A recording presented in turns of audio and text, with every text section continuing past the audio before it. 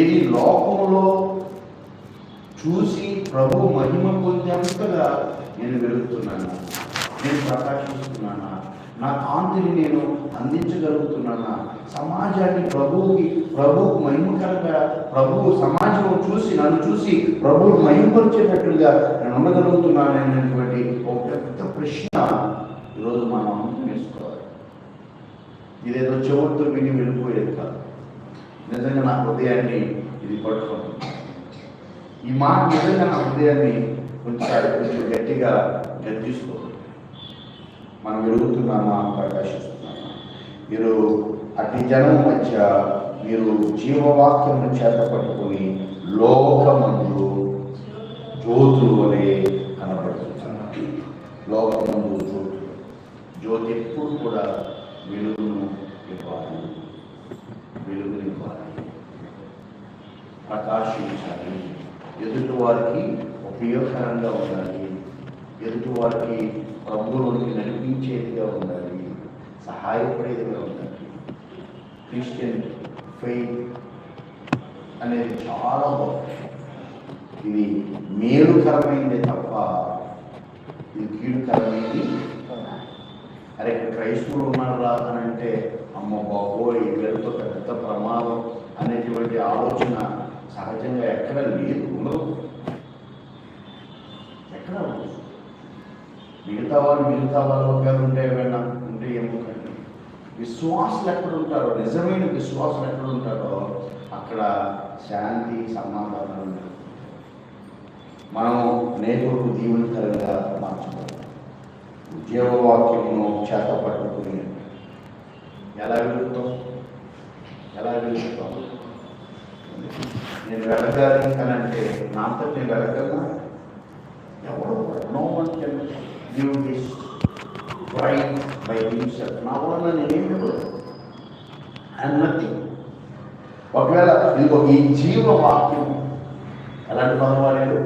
జీవవాక్యం అన్నా, జీవవాక్యం, road of life. This is road of life. ఇందులో ఈ మాట జీవము లేదు, అసలు దీంట్లోనే జీవం లేదు. This word itself has life.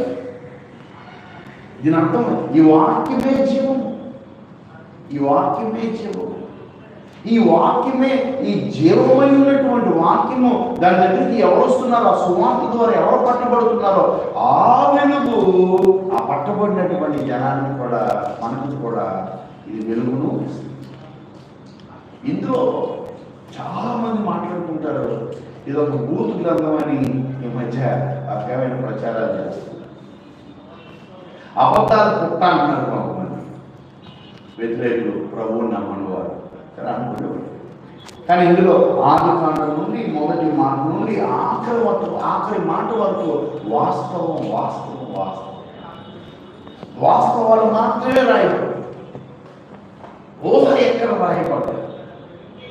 ఈ లైన్ రాస్తే చాలా బాగుంటుంది, వినేవాళ్ళు బాగా రంజింపబడతారు అని ఊహించుకుని రాసినటువంటిది కానీ,